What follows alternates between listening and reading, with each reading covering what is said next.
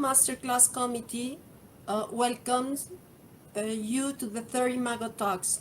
This talk is given within the framework of the first encounter of cinematographers organized by the AMC, Mexican Society, an event that we want to celebrate because at IMAGO we understand the importance of having more and more events that highlight the work of the directors of photography in the film scene.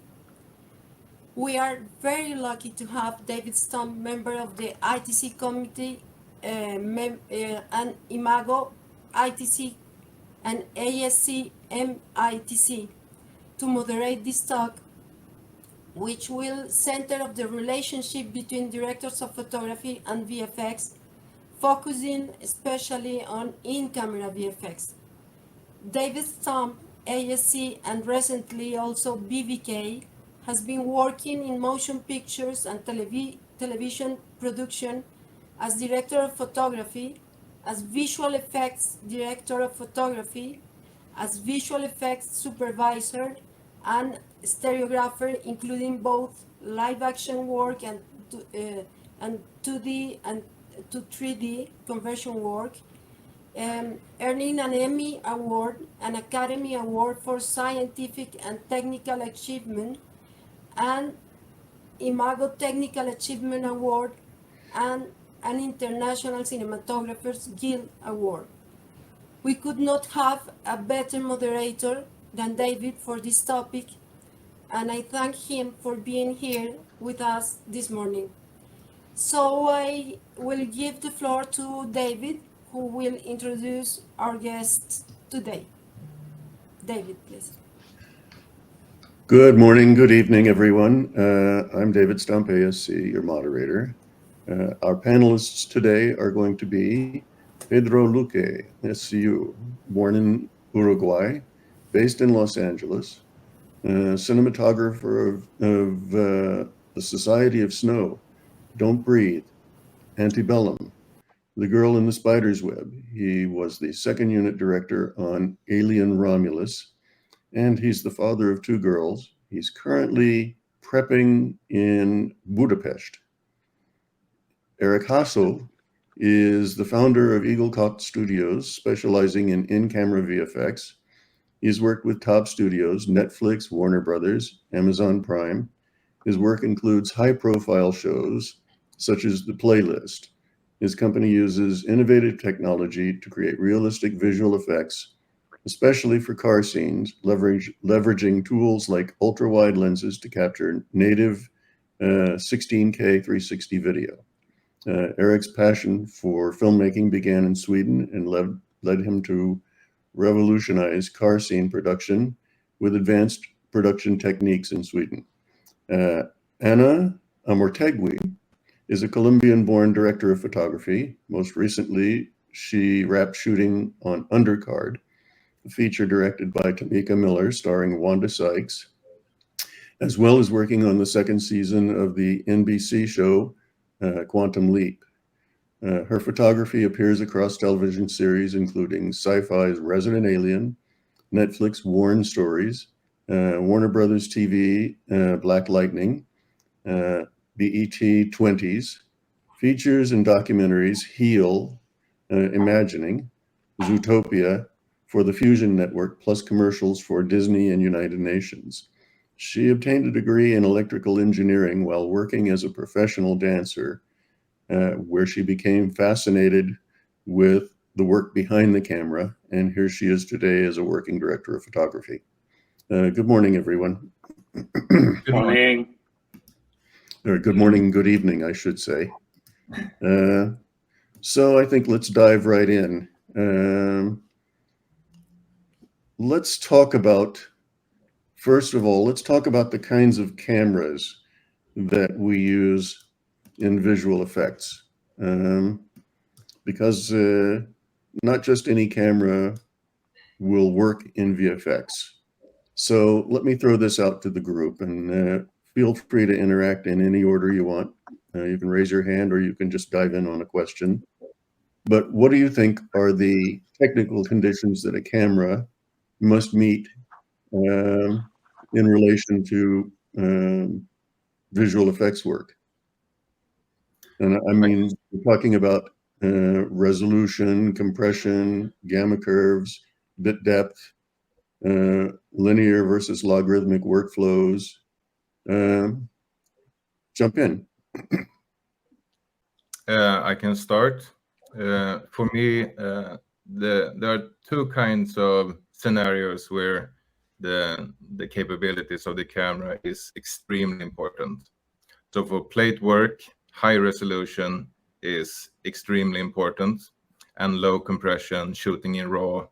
And in the studio, it's extremely important to have a camera that supports phase shift or sync shift or shift sync, which is the camera's capability to adjust to the latency of the screen in the studio.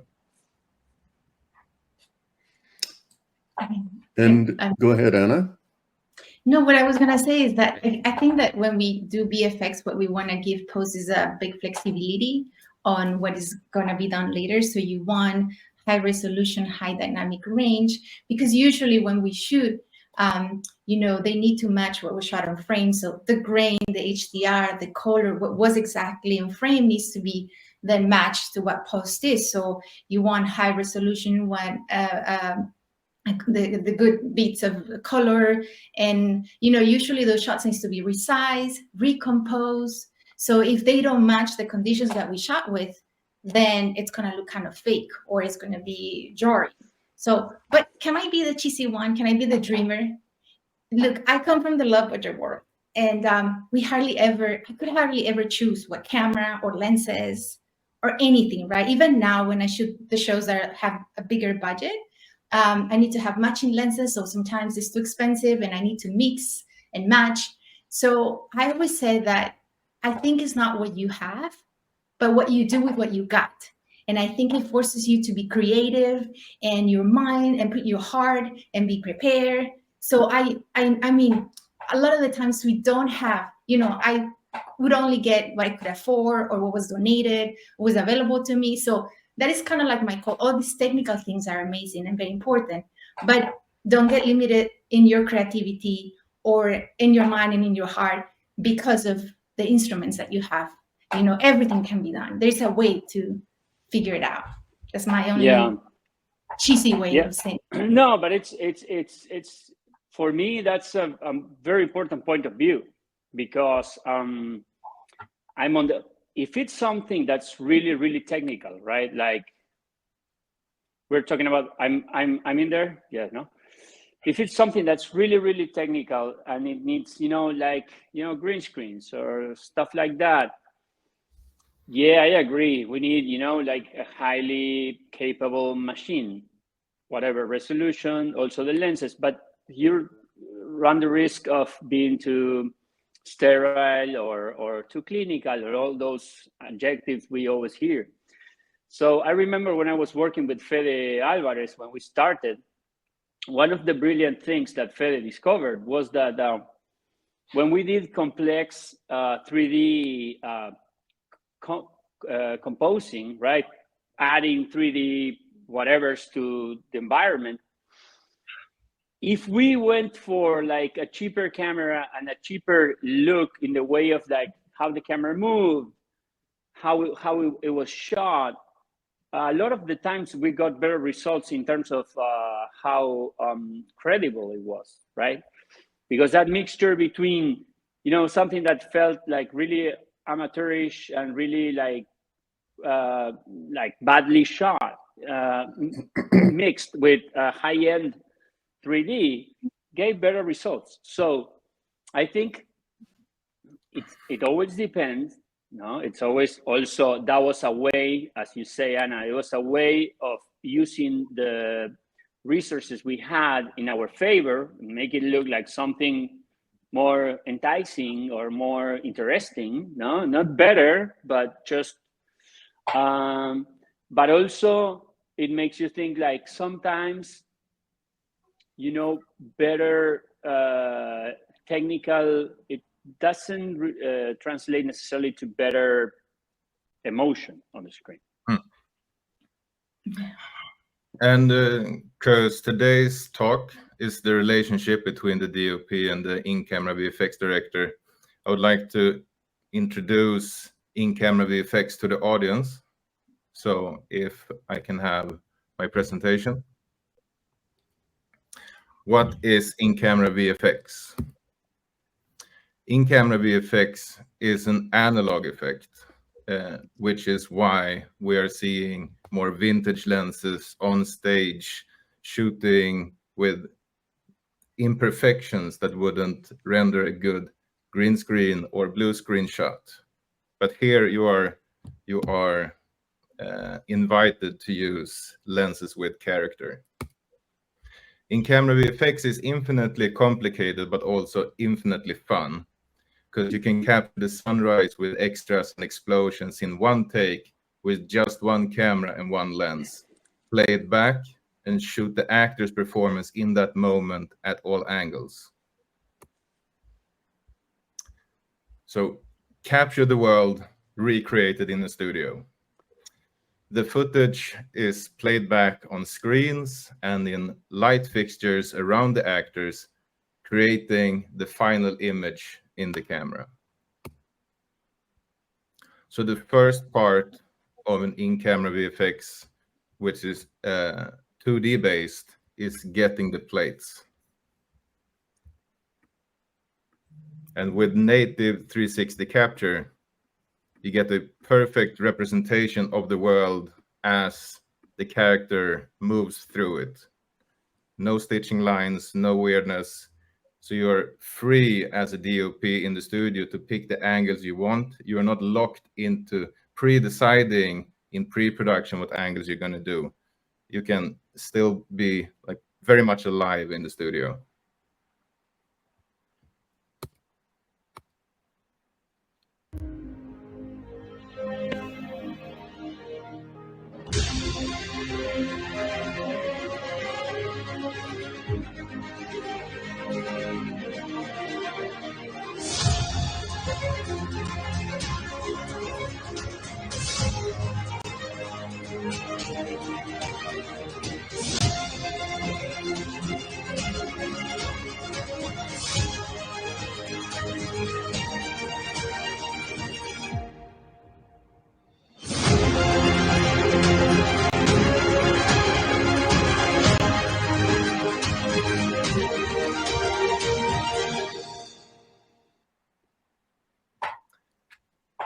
Image-based lighting gives dynamic light that originates from the native 360 plate and is created.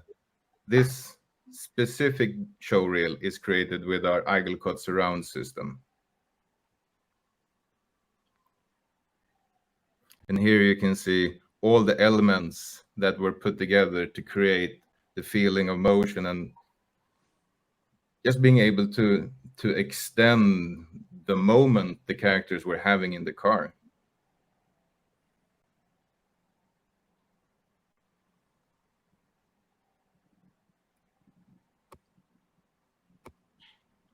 And the last slide,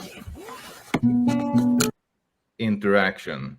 This example, the actress and the camera performs with the in-camera visual effects, pulling focus on the screen for dramatic effect and capturing each location in one continuous shot from all angles. That meant we pre-lit for 4 hours and then had all the changes from night to day to night to day happen in real time for the camera.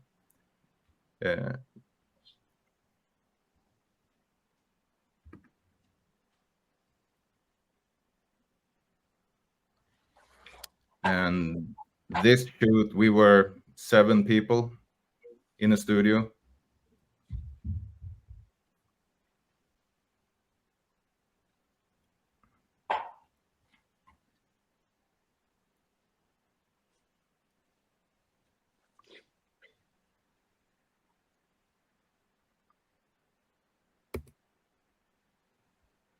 So that's in-camera VFX. And now my question is, what is your relationship to your in-camera VFX director or VFX director? Start. Go ahead. All right, we did. In my case, I like the technology. I used it. We did in Society of the Snow. We ended up building a stage as close to the top of the mountain we could, and in that stage, we was the one used for interiors. We ended up building a 32-meter by 7-meter LED screen with it had a J shape, right? So in there we put the fuselage, and it came really handy for a lot of scenes, not only for those interiors. We ended up, there's 2 big scenes that play a lot in that LED screen because this movie was a difficult movie to shoot, and we shot it chronologically. So it meant that sometimes we couldn't be outside because the weather wouldn't permit it. We were in a high mountain, environment, and also we had no more interior scenes. So there are some, like 2 or 3 scenes in Society of the Snow where it's like exclusively shot on LED screens, and you wouldn't notice. There's it's tricky to use. It's not as easy as it looks, but I really like it. In that case, there was no in-camera VFX person. It was like a VFX supervisor, and there was a person in charge of that LED screen. And so in between those 2 and me and everybody else involved, the gaffer, the cameras, we worked that way. But I think were they filmed or 3D? We had both. We did a photogrammetry of the real mountain in the Andes Mountains where the plane fell, and also shot all those backgrounds with an Alexa camera and like regular lenses, some sphericals.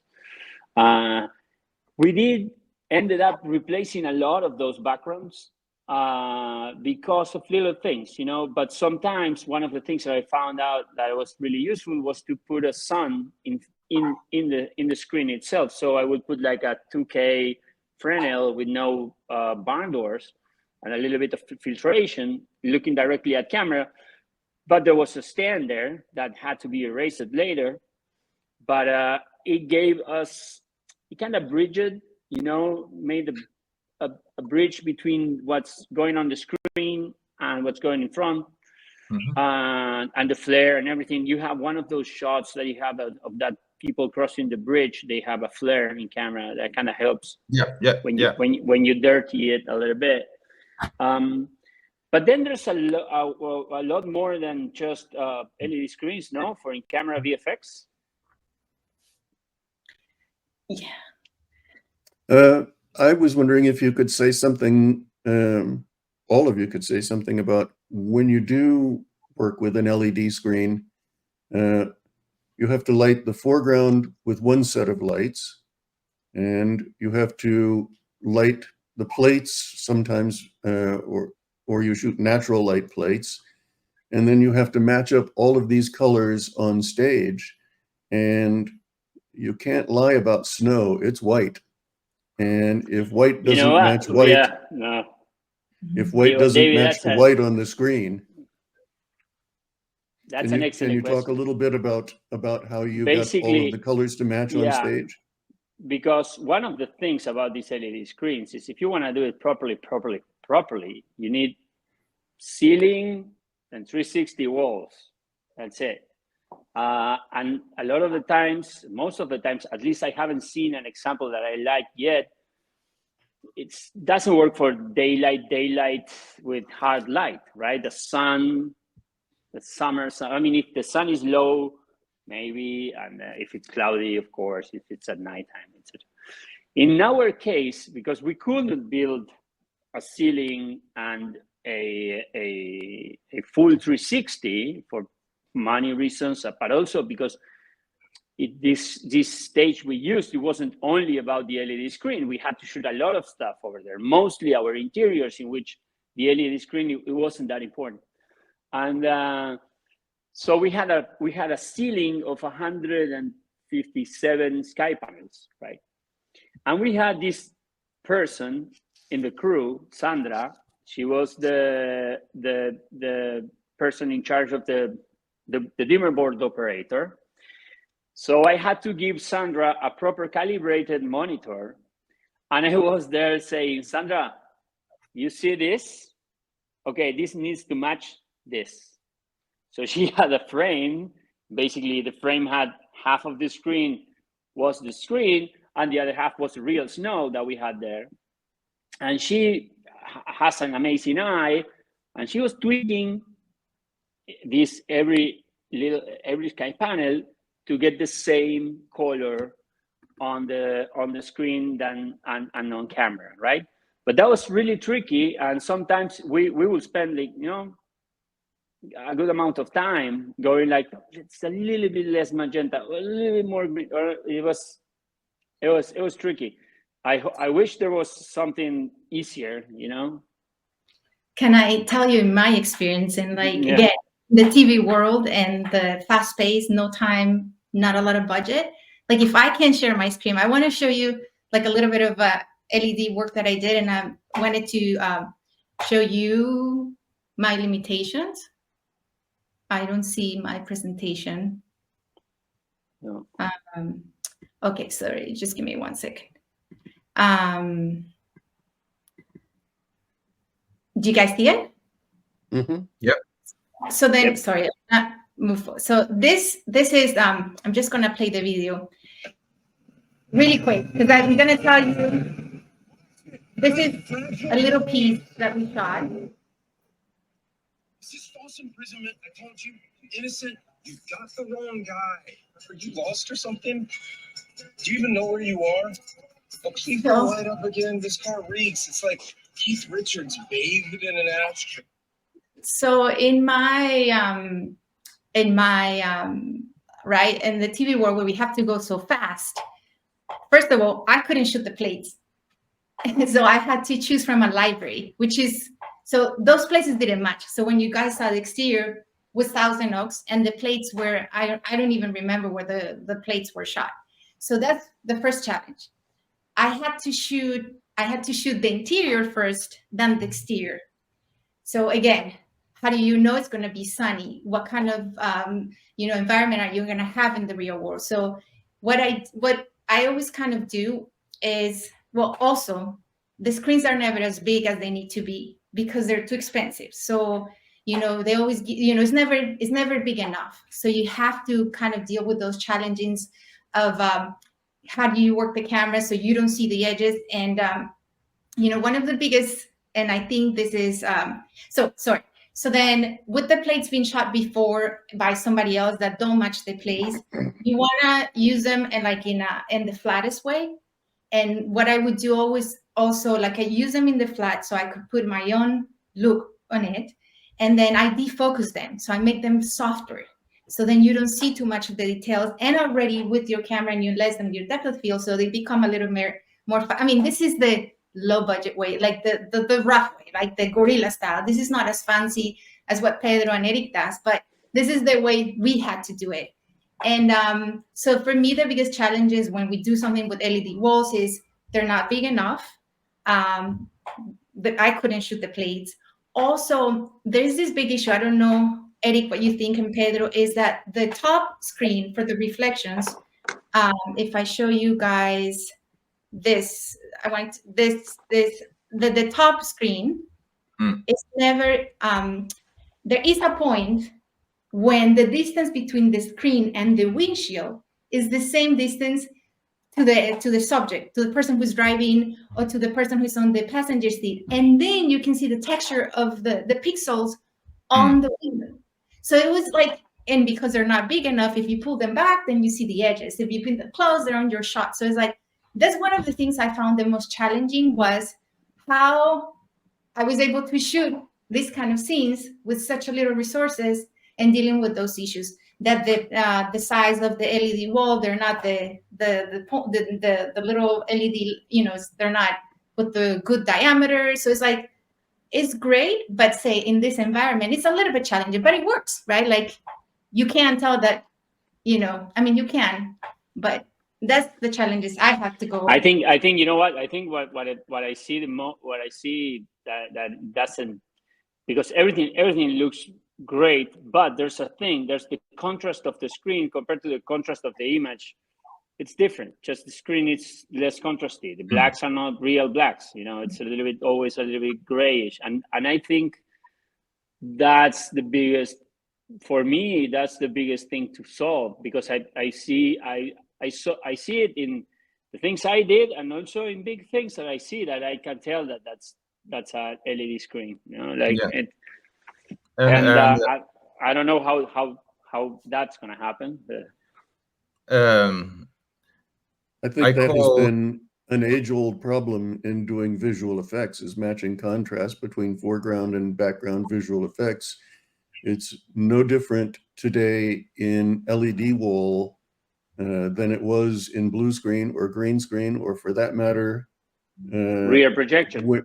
Rear projection or front projection. I did a sequence for, I don't know if you remember the movie Stand By Me by Rob Reiner, but there is a scene we did using front projection on of the kids on a train bridge, and matching the contrast was 90% of the work, and it taught me a great lesson about doing visual effects that I carried forward through every project I ever did since then.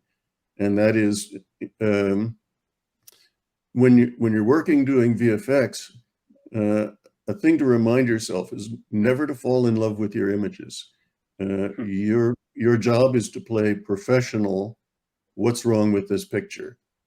And pick your own images apart. And I know it's very, very difficult with producers and ADs and directors looking over your shoulder, but you've got to be a very fast critic of your own work and fix it right here, right now. David, that was the shot. That's the long lens shot of the kids running on the bridge and the train coming after them. It's the whole sequence. How many shots you had to do?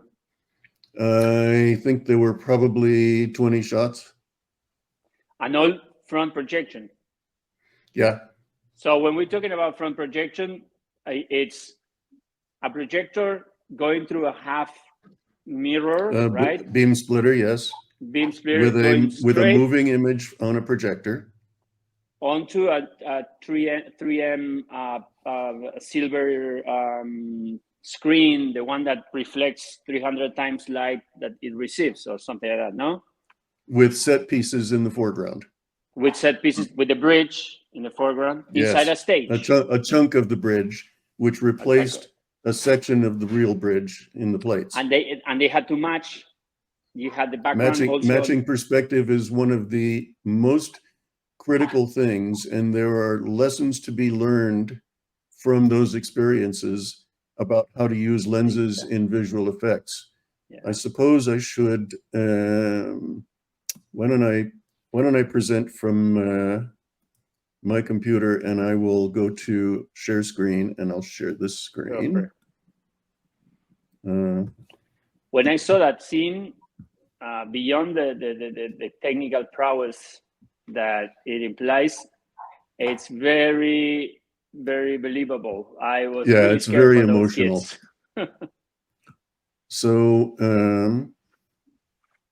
can you see my screen there? Yeah. So I'm going to narrate this very quickly. There are a lot of things to know about lenses when you're doing on-set virtual cinematography, or for that matter, visual effects. But one of the things that I want to emphasize is it's time to learn what entrance pupil is. And we hear people talk about nodal point in lenses. That's incorrect. What they're really referring to is called the entrance pupil of the lens. It's the point where the rays cross and the image inverts to go to the sensor. And that is very, very critical, because the entrance pupil of a lens is the digital twin of the CG camera.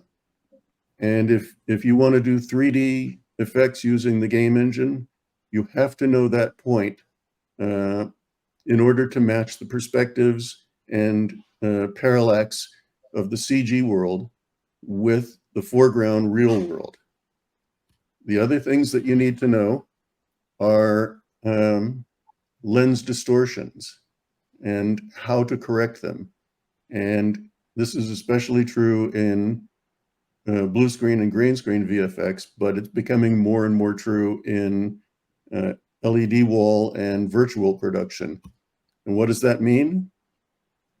I deliberately chose a difficult lens, which is an anamorphic lens, to show you how distorted natively the lens is.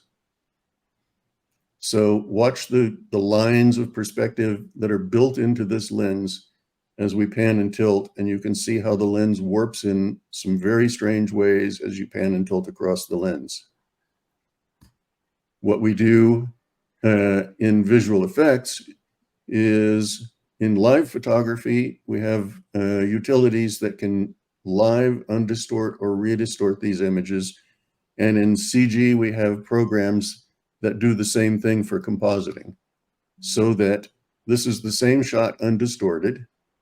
And this is what an undistortion algorithm does to all of that distortion that's native to the lenses.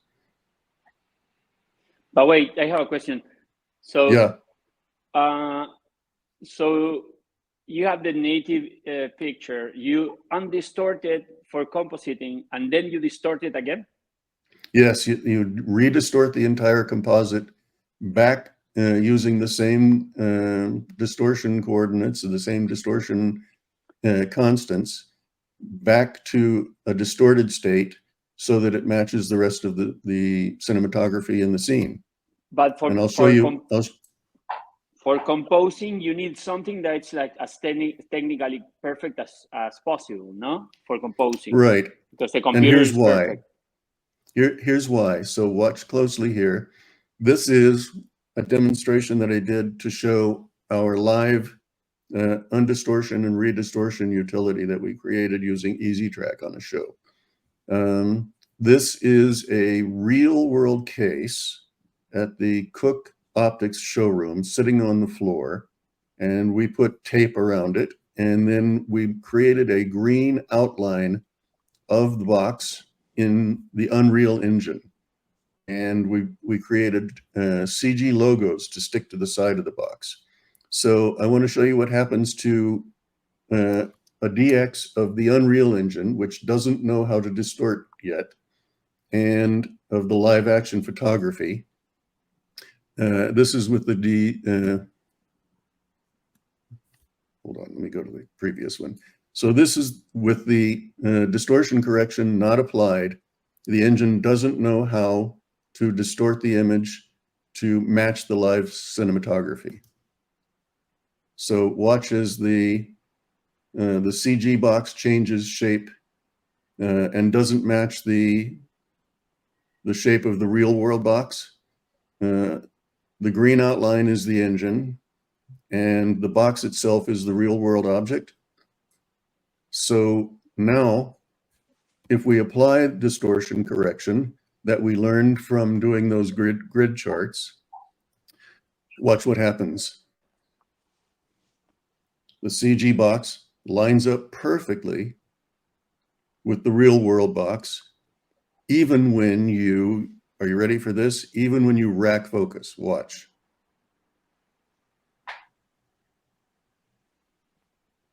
So that's an important thing to know when you're doing both visual effects and in-camera visual effects, if you're using the game engine.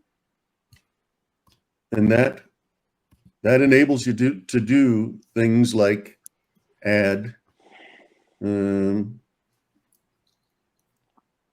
set extensions to real-world objects.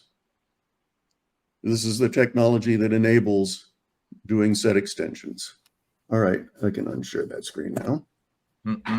And I found some pictures to answer Anna's questions about screens and contrast. if you can share my screen.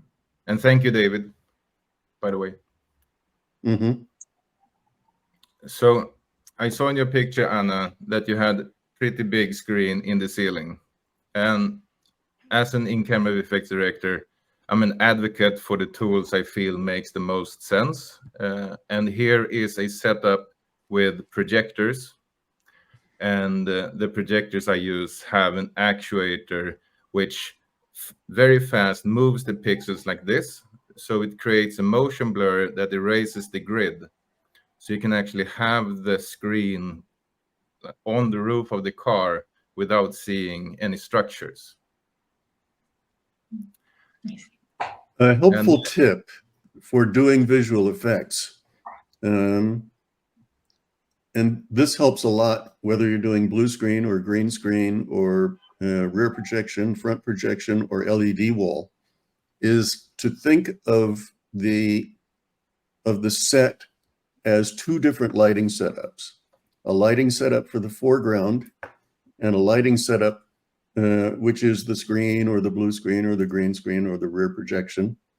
If you treat those as two separate lighting exercises and you flag one lighting exercise off the other lighting and vice versa, then the foreground lighting that you have on your people and your car doesn't light up the screen and doesn't turn the black areas gray. So think of them as two separate lighting sets. Yeah, no, And it's not it always really, really possible helps. to separate. Yeah, no, totally. But it's not always completely possible to separate them, in the sense of, like, in the case of Society of the Snow, or all the lighting in the foreground needed to be super soft, right? And those and I had a certain space that I could put that screen, so it ended up invading the background. And also it was snow, you know, it was reflecting white back into the. But anyway, you know, yeah, one of the things that I think why the flare helped so much is because it lowers the contrast on the lens, and in a way, you know, makes it match a little bit better. Obviously, it complicates everything else later. And Pedro, I wanted to It's always also add compromises.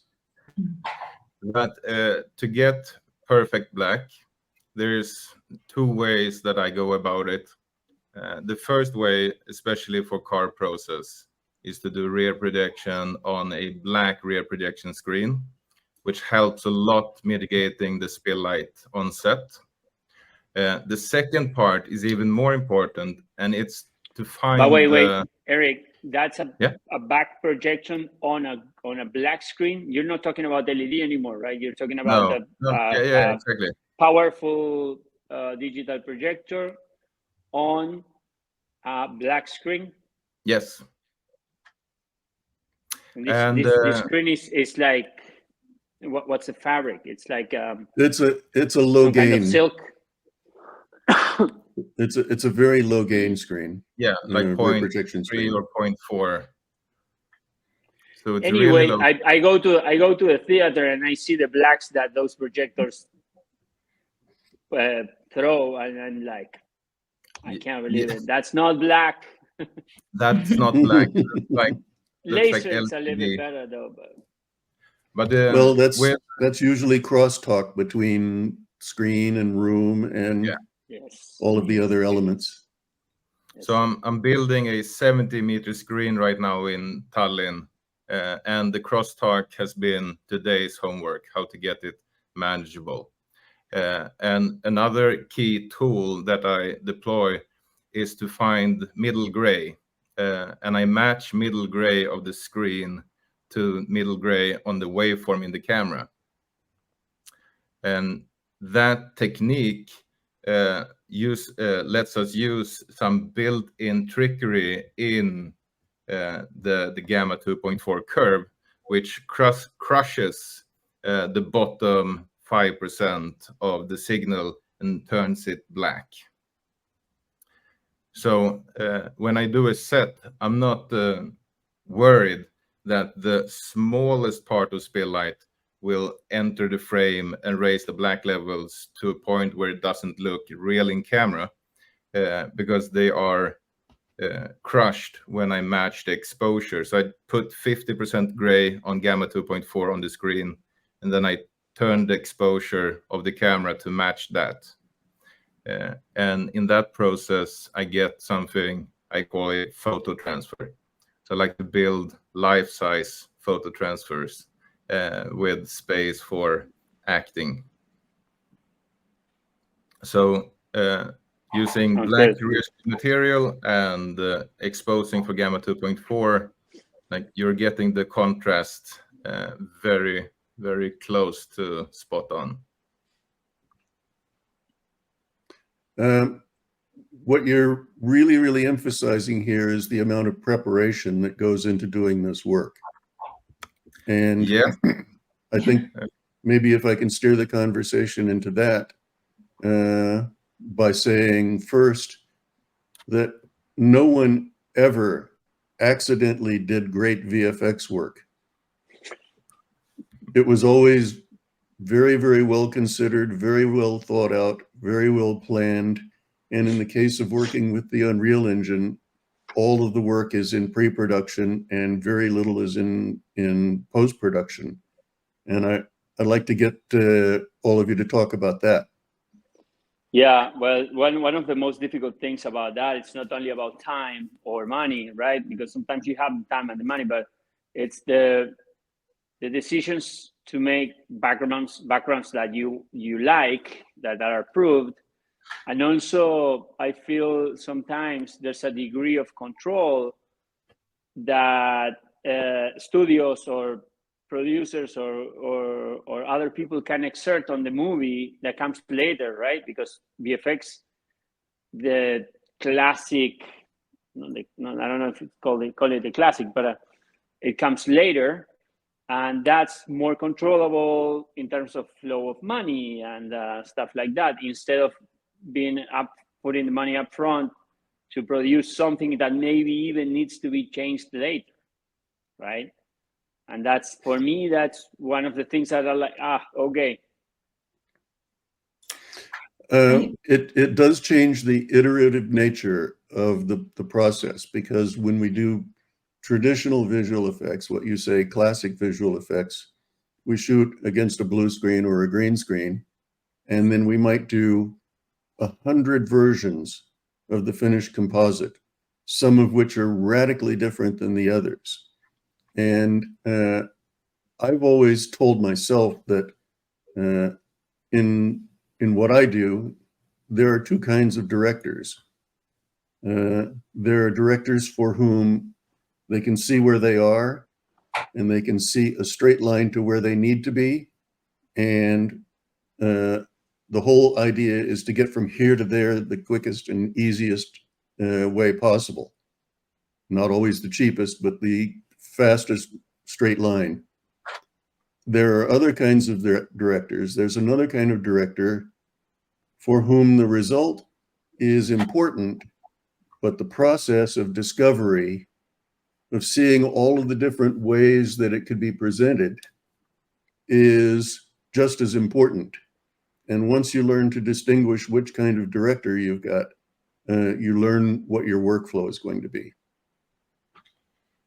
If I may say, in my experience, again, mostly I do TV, it's extremely important to be really prepared, because we don't have the time. We have to create volumes in very short time. So I think knowing exactly what the VFX is going to be is a key element from pre-production. So what is it going to be? What the VFX shot is? Is it a set extension? What kind of is the image? Because in a way, we are the ones that are going to recreate that scenario, right? So we have to think about the lighting, like the communication between the VFX supervisor and the DP. It's very important, because I have to make sure I have everything on the day that he needs for the VFX to be successful. So what kind of equipment do we need? Special things? Is it green? Is it blue? You know, like, do we put tracking marks? So we don't, like, all these aspects needs to be told. Also in TV, a lot of the times we have like a VFX meeting, but we also have like a budget VFX meeting. So where they tell you, like, Anna, you have 2 VFX shots in this scene, right? So here comes the creative part with your director. Okay, how are we going to shoot the scene where we can only use the VFX 2 times? So unfortunately, I mean, my call is, let's not that limit your creativity on how you block and how you shoot the scene, but you do have to have that in mind. Because then again, you do your wide and then they do the set extension and then how you block the scene. So after that, you don't see that, you know, you don't see the blue screen anymore. So you have to kind of cover yourself to be able to achieve what we need, or creatively what the director wants, within those limitations, right? And then what I do think, at least in our TV life, is after a shot, we don't get called anymore for the post in the VFX. And I think it's a mistake because we were the ones that lit it. So we know where the key came from, where the shadow should be, what the depth, like, you know, the depth of field is. So then we shoot these images and then they replace it, with all my respect, with something really pretty, but sometimes it's too sharp. Sometimes the shadow don't match, you know? So I think it's something that I would advocate for, is that as we are present in the color correction part of our episodes or whatever we shoot, we kind of should be not consulted, but kind of work together as a team to make sure that that VFX replacement, whatever it's going to be, kind of matches the style that we were hoping for, you know. But, you know, I think that that's kind of like, again, in TV is fast and cheap in a way, not always, but I think communication is the most important. Knowing exactly what needs to be replaced, and also making sure you always have the edges or have elements where they can, you know, the foreground elements are really important to separate the background for the foreground is really important, like all these aspects. But knowing exactly what is it that we're going to be, I think, is the main thing. So we're all ready on the day to provide everything that is needed. It's tough sometimes because, yeah. And to provide the best quality photography that we can, because I've been in both situations enough times to know that directors of photography don't always get invited to see what's going on in the composite. And as a result, they become to blame for what doesn't go right in the composite. So, you know, injecting yourself into the room while the composite is going on does two things. It guides the composite better, and it gives you feedback about what people are going to say about the quality of your photography when they get it to do the VFX work from. And, you know, there are two sections of doing the work of visual effects. There's where the artist prepares to do the work and where the artist does the work. And the preparation to do the work might mean cleaning up a badly lit blue screen, or it might mean, you know, match moving or tracking a shot. It might, you know, it might be because you used shaky cam and there's a lot of tracking and steadying of the work to do. So quality photography delivered is the first step for getting quality images back from compositing. Pedro, you were going to say? No, I agree completely with that. There's a certain value of like what's quality photography, no? But there are some things that need to be there for a professionally looking thing, you know, and that's quality. That's something that's well done. No, what I was going to say was about how much can you know, pretend for the people that's gonna do the VFX to give you everything exactly as it is going to be, because probably they don't know. And in that sense, all these approvals and all these processes and all these discussions that take later on what's that VFX gonna be, sometimes it's difficult to have them on the beforehand, right? And I'm wondering what's the best approach to, like, how do we do it when we don't know what those plates are gonna be and we gotta light them up. And the other thing is sometimes you don't even get plates or mates for when you're doing color correction, and that's really important also for the color correction. It's like at least in there the cinematographer can like see, okay, this needs more contrast or less contrast, or usually I push very hard to have that. And so do I. I think what ends up happening in many cases is we get cut out of that loop, or we go and do another film and we're in Budapest and not Los Angeles, so you can't be part of the process. Yeah. What I always try to do is build a rapport with the director that gives me the liberty to come and see this stuff, because in truth, and I hate to say this, the people who judge final composite and approve it and cut it into the movie are the least qualified to examine it photographically. So if you present yourself that way to your director and say, bring me in when you're looking at these comps and I can give you some tips and save you a lot of time and money, even if I do it on my own time. Yeah, totally. In the end, it's like it's taking care. It's like being careful with the movie and with yourself. You know? Mm-hmm. Yeah, it's an investment in yourself. That's a good way to put it. My recommendation is to find the local VFX in-camera VFX supervisor that does the most shows and befriend them, and that way they stay on projects, or they stay with multiple producers and they stay with you. So the next time you do a show, you don't have to reinvent the wheel and the language between you and the in-camera VFX director. So it starts very like frictionless. You tighten the loop. Yeah, tighten the loop. So because I follow the producers and the cinematographers from show to show. Like in some cases, I get a text, new show, lots of car, talk later. That's how you know you got a job many times. Yeah.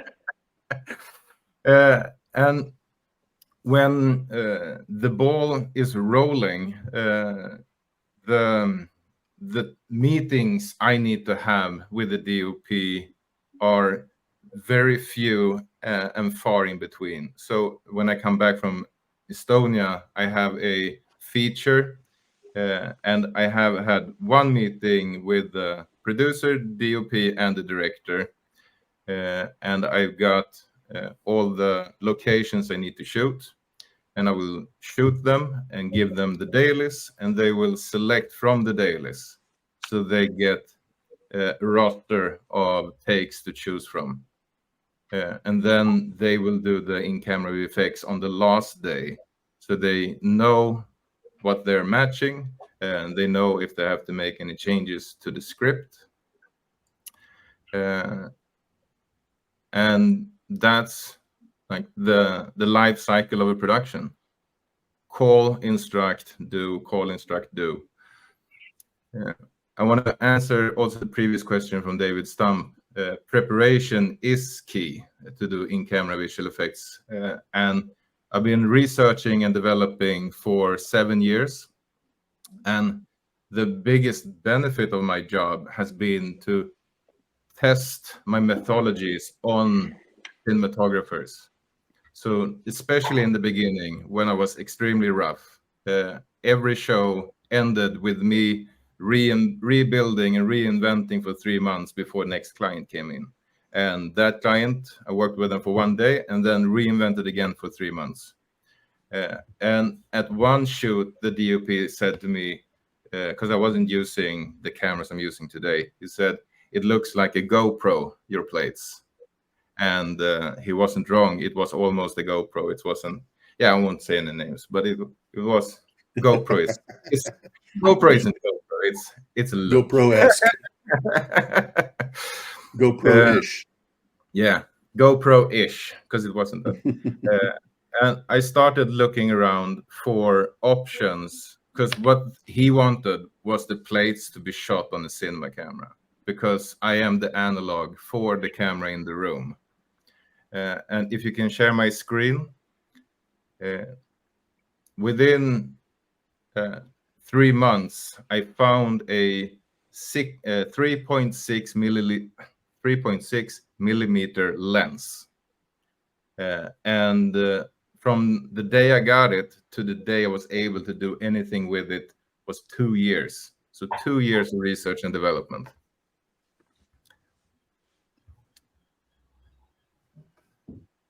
So this is the hood mount, the shaky, wrong point of view, limited field of view. And now we're going into generation 1, where the cinematographers said it looked GoPro-ish. And it used 1/16 of the available resolution on the screen. So we had to rely heavily on a very open lens being very shallow. Generation 2, 3.6 millimeter lens. We use 1/4 of the available resolution, but we have no stitch, and we are shooting on a cinema camera, and we get that motion blur.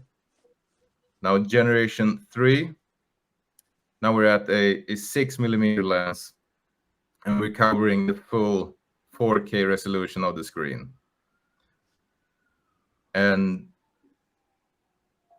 because we are now 1-to-1 with the cinema camera in the room, because we're using a real cinema camera on set, the lie of driving while we're in the studio feels like almost complete. Thank you. So,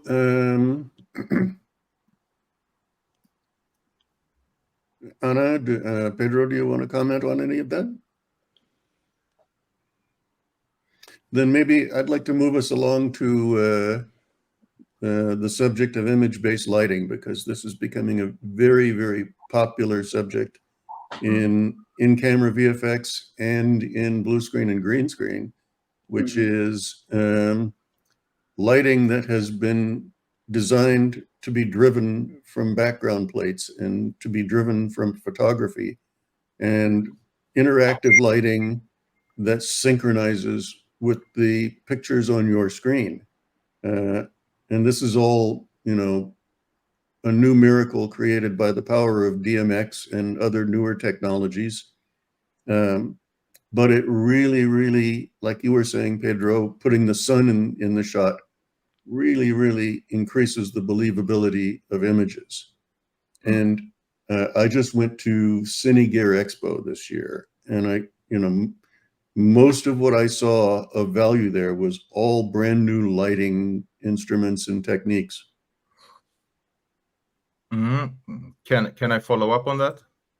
Yeah, I'm inviting all of you to speak about it. Please share my screen.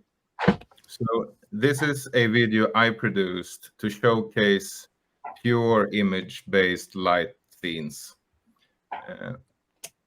And I start with a slate, let people know it's fake. Okay. So here, she is driving out of the shade. Let's just come here. So you see the edge of the shadow. Mm-hmm. Around her is 4 IBL light fixtures that is emitting light from all 4 corners of the world onto her. But in addition, I use a projector to cast high resolution shadows. So you can see how it like washes over her. And the same thing here with the bridge. So you have the reflections of the steel wires, but you also have the shadows. Let's go back here. And the hard light also affects her eyes.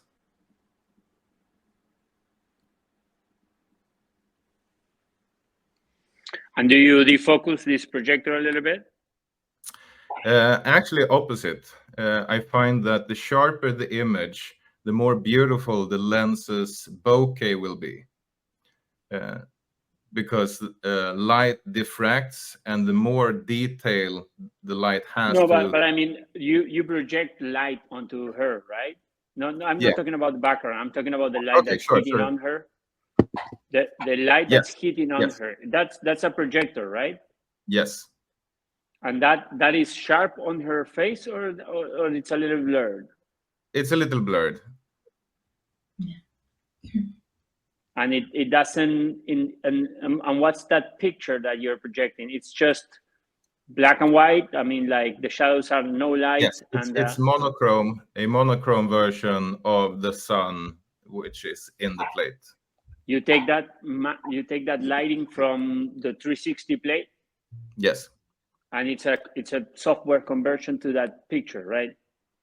It's a hardware conversion through servers, so it's all real time. Yeah. But I mean, it's something that you make that sun through the if there's a red sign that it goes through, right? That red sign, you take it out. No, it's like just the light and the shadow. Yeah, it because will be if the not, shadow. you will see like a Coke sign that goes through her face or something like that. No. No. Years ago, I discovered.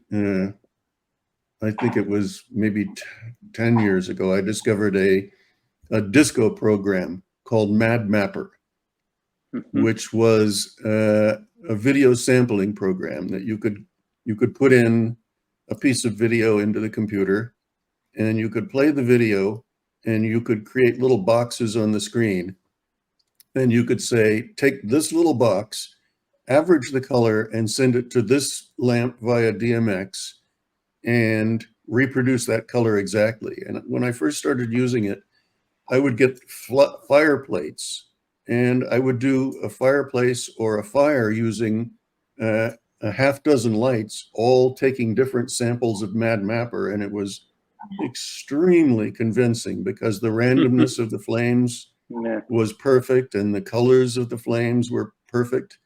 And this is just an extension of that technology. We've taken that technology so much further now. And my work, because I have to be honest, is pushing light manufacturers to do gen lockable lights and also doing high resolution lights. So imagine having like a real light fixture which had an HD resolution, so you can do this, but with you don't have to buy $100,000 projector to do it. Which is a light source in 4K, no? Yeah. And also it's difficult because hard lights only can come from a thing like that. Now for a soft light, I think it's happening now. No, we got a lot of LED panels that can work as pixels, no? Yeah. Yes. I feel like I need to amplify one thing that Eric said. His job is pushing manufacturers.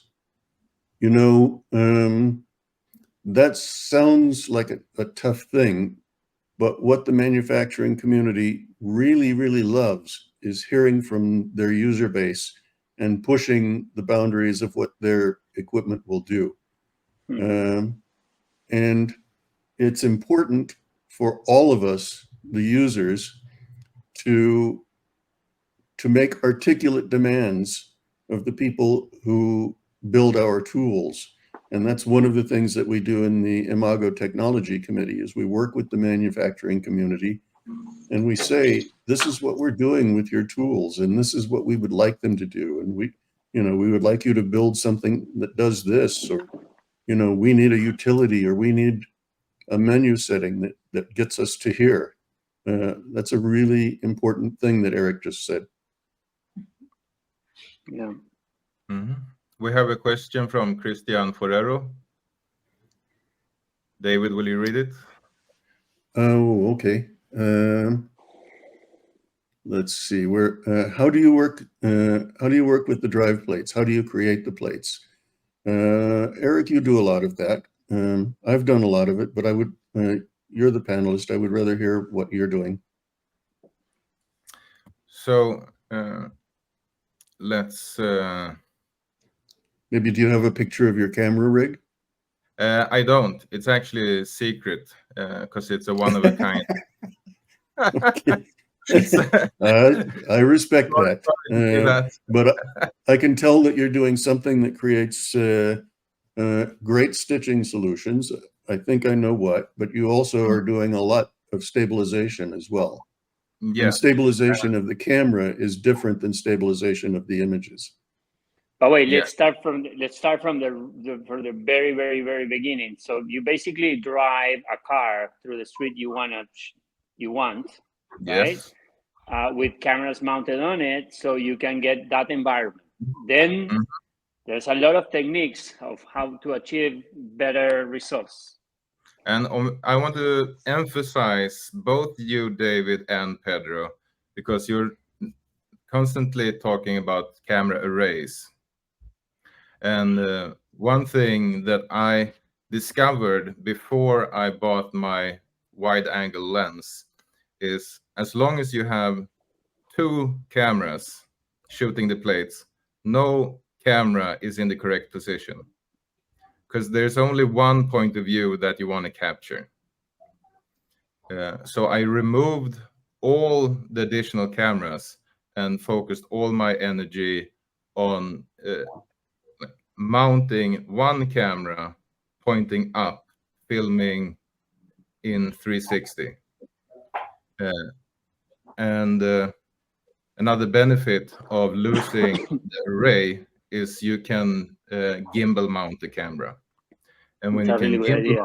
mount the camera, I can capture like cinematic, purposeful motion blur, which was impossible on legacy systems that uses gyro recorders to stabilize in post, because they rely on high shutter speed, and you end up with a very stroby footage that you then have to use CG motion blur on, which doesn't work for tracking shots at all.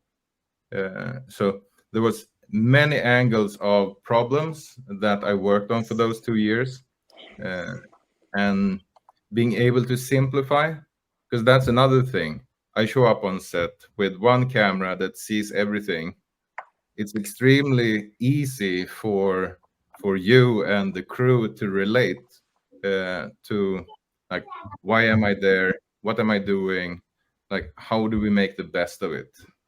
And it's putting me in the play of the character, driving or like being in any vehicle. Because the thing that happens in the studio is the actors get a reference monitor. So they see where they are driving so they can act better, but they also feed off what is happening on the screen. So I had this show with the great actor, Matthias Varela. It was a one-angle shot. You saw him in profile. And when I created the plate, the character was angry. He was leaving a small town in rage.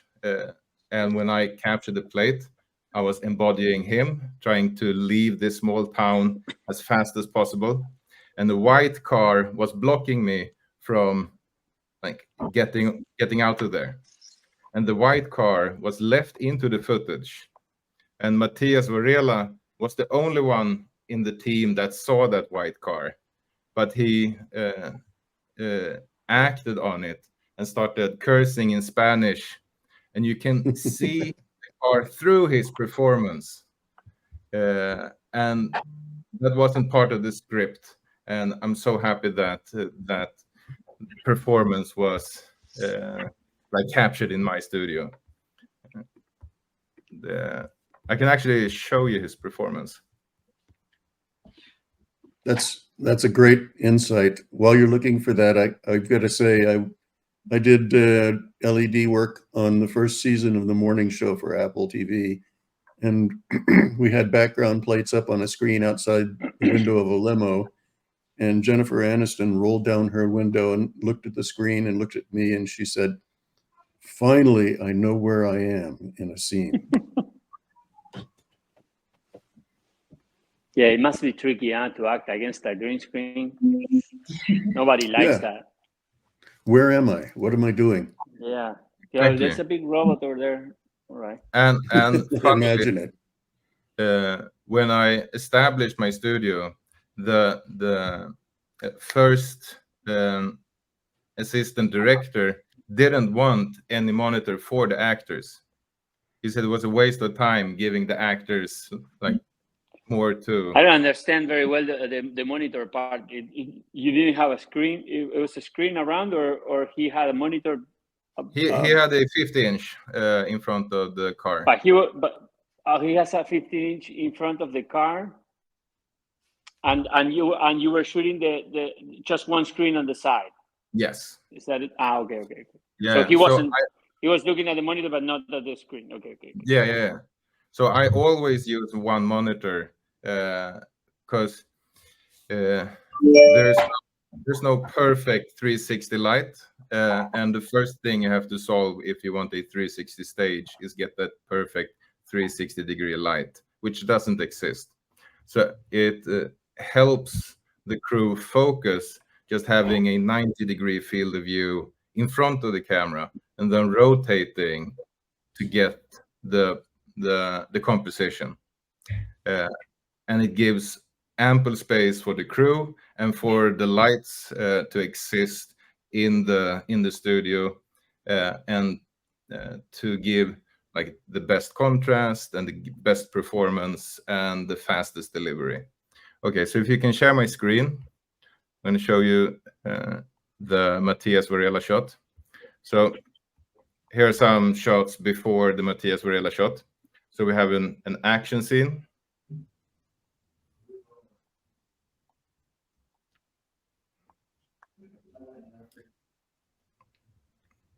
And a car chase. So here we are cutting between real POV and studio. And here's a Volvo commercial with Linus Sandgren. And I think, now here's Matthias Varela. So that short performance was derived from seeing the environment.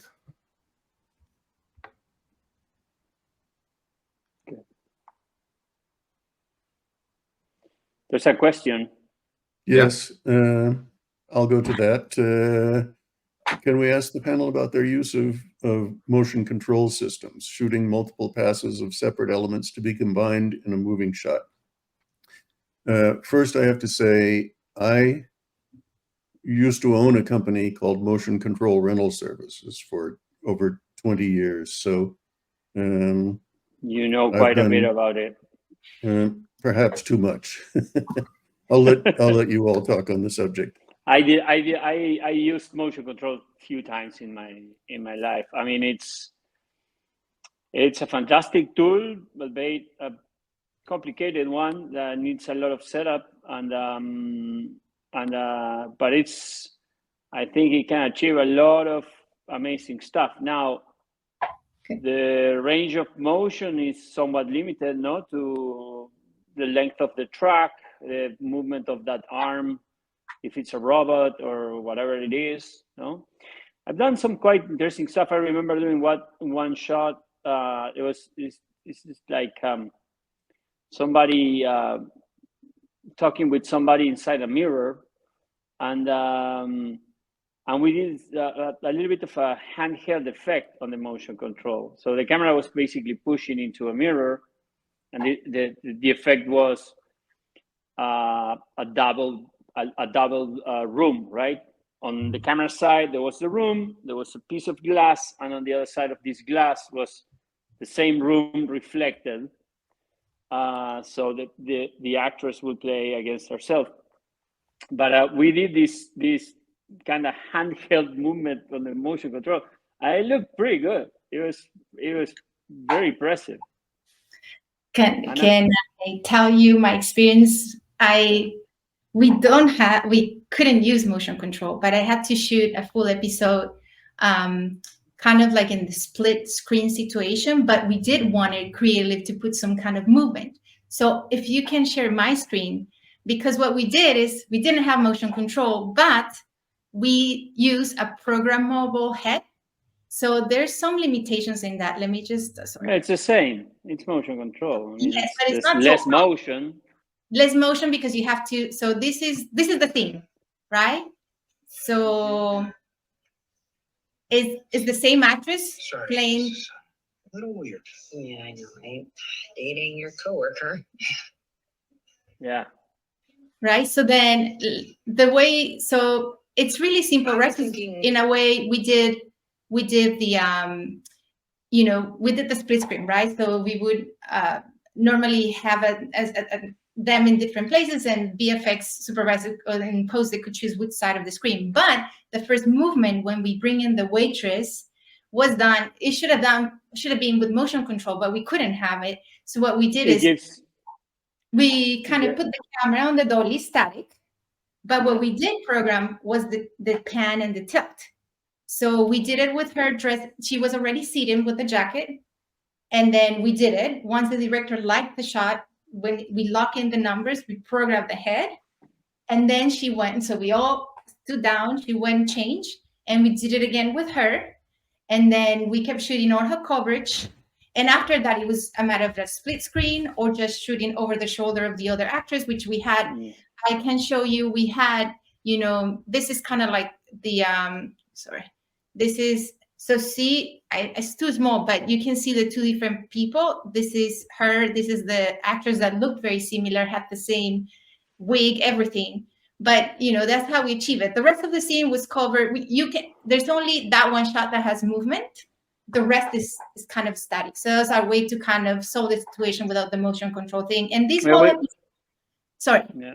No, we did, and this movie was similar as the same person playing two characters, and we had the motion control one day, right? The rest of the days were like that, split screens, doubles, you know, the trick of the mirror.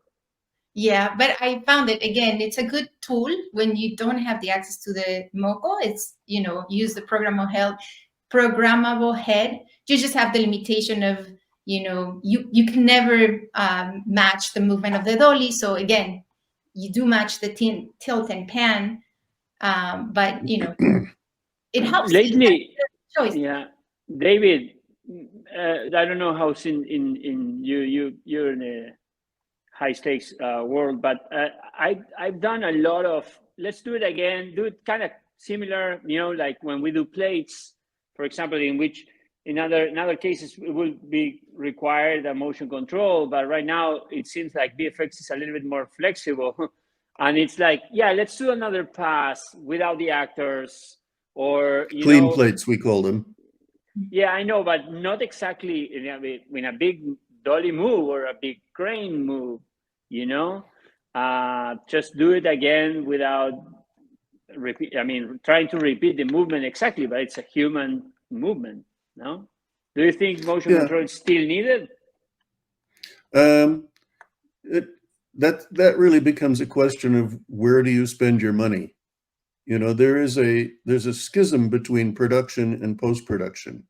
When a production wraps, the line producer disappears and takes his bonus and goes off to the next show, and a new producer, the post-producer, joins up, and first thing he does is look under the rug to see what's hidden there, what's been buried, what's been swept under the rug for him to clean up from the production. And this is one of those kinds of effects, like, you promised what? And then visual effects has to create a gargantuan effort to fix something that somebody else promised would work easily. So I don't know. I mean, be careful of the promises that somebody makes if they're not responsible for following through and fulfilling those promises. Similarly, yeah, there are times when you can get away with that. You can get away with a lot of things, but only by virtue of good planning and vast experience. And I've done, I can't tell you how many movies I've done with elaborate twinning shots using dollies, focus, zoom, boom, swing, entire techno cranes that were repeatable, and doing multiple passes and putting the same character in 2 and 3 times. I did a show, Time Cop, where we did twinning shot after twinning shot after twinning shot. It's complicated work, but you make the post work quicker and easier with good elements from the set. Yeah. When we did that scene, or actually the whole episode was the actress playing a hologram and herself. So we needed to plan really, we went really hard on the prep and where were the shots that we needed the head for, what instances, and then again, the rest was all split screen or just over the shoulders. But it was so thought out. When the time we went to shoot the scene, we knew that was the shot and how was it going to be, or what the movement the director wanted it. We had it in another scene, then was it going to come? We knew exactly what we were going to do when we got to the set. So I think that helped a lot. That's why I said earlier in the conversation that nobody ever accidentally did great VFX, because I'm sure you couldn't carry that pan tilt head every day for the entire length of the production. It's an expensive piece of gear, so you get it for a day here, a day there. If you haven't done your prep, you don't know what's on the schedule. You don't know which day you need the machine, and if it's not there, you don't get to do that shot. Or you create a giant expensive mess for post-production to solve. And not just that, but I think that, we could have shot it with the split screen, but then again, the creativity and just like this, kind of like where, the vision, right? Again, there's many simple ways you could compromise, you could do, but also just having the chance to bring that other element and make it a little bit more special or spice it up. Put a little bit of life into the shot. Don't underestimate your audience. They're very, very sophisticated. Mm-hmm. There are a lot of kids now who study everything on YouTube about how visual effects are done. And if they see that shot and it's a lock off and it's just a simple split screen with no pan move, they know, oh yeah, they cheaped out and did a split screen instead of, the audience is very sophisticated. You can't take it for granted. Exactly. Yeah. So I guess we're running out of time here. I guess it's time to wrap it up. Why don't I give you each the floor for a couple of minutes to sort of conclude what we've been talking about today. What are your conclusions? You want to start, Pedro? Yeah. For me, I came to become a cinematographer where everything was changing to digital and the technology was switching from all the analog to all the digital. So I kind of went through it and I always embraced it. So for me, it's really important that we always focusing on the emotion that we want to capture, because I think film or television or whatever audiovisual product you're creating, it's a bit of a vehicle to feel stuff, right, that you wouldn't feel normally. So always focusing on the emotion that you're trying to capture. Try to use every tool that's available, and there's a lot of things that are new and are there and are easy or more complicated, but always be open to use everything you this is a technical medium also. Sometimes the tool becomes the language in film. It drives what you do. So embrace it and learn the tools, educate yourself. Exactly. And don't be afraid, don't be afraid to try and test new things, because a new thing sometimes it's valuable in itself. But I'm also super happy believe in this moment of this filmmaking, because we are managing to do quite amazing magic over here. Yeah, I think I firmly agree. And I've always told all of my cinematography brethren, embrace the new technology, because if you're not driving the bus, you are under its wheels. Yeah. Anna, would you like to go next? Yeah, I mean, I also wanted to say, I guess also VFX is not just the screens and those driving. There's also like our classic, right? Like the forced perspective, the interaction between the real footage and the CG, you know, the double exposure. So there's a lot more, right? It's such a wide field.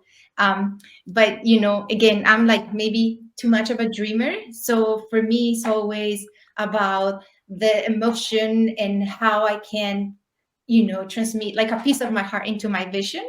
And the VFX and all this equipment are the technique. But my call to you is like, don't let that limit you, right? Because you don't have the big 360 LED wall, or because I don't have the motion control machine. It's like, it doesn't matter. Like, in a way, it's like, you know, the tools are there, learn them, educate, and then when the time comes, like again, I haven't been able to do those fancy things, but in my mind is I'm prepping myself for when that moment comes, right? So trying to use one tool here, one little tool over there, learning a little bit here, learning a little bit there.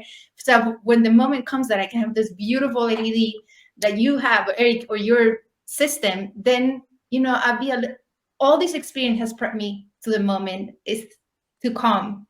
You know, so I guess when you've got lemons, make lemonade. Exactly, that's my call. Don't let your creativity and your heart be limited because of the tools and the techniques that are so advanced. Sometimes we don't even have access to. You know, we didn't have them before, and they were able to do different kind of VFX, maybe not so fancy, but they were done too.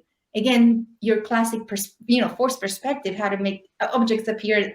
You know, there's always a way. So I think it should always prevail your vision, your heart, and your art more than any technical aspect. And Eric, would you like to say something in conclusion? Yeah, I have so many things. It's just spinning in my head. My mentor said, if it's not fun, it's not worth doing. Especially in production. And if you find your funny in-camera VFX director, take care of him or her and bring them on your projects, because they will be the one that practice every day so they can make you look good. And prepare, right? Prepare. No substitute for preparation. Okay, Adriana? Yes, I want to thank our guests today, Eric, Ana, Pedro, and of course David. Also, I want to thank the people from AMC, the people from Ático Javeriana, and of course all the attendees who joined us today. And see you at the next IMAGO Talks or at the next IMAGO Art and Tech. Thank you very much, everyone. I think we should acknowledge both the education effort at IMAGO and the ITC at IMAGO as well. Yes, of course. We do a lot in IMAGO to try to uplift the craft. Yes. Thank you so much. Thank you, and good Sunday for everyone. Thanks everyone for coming. Thank you. Bye. Bye now. Bye-bye. Bye-bye.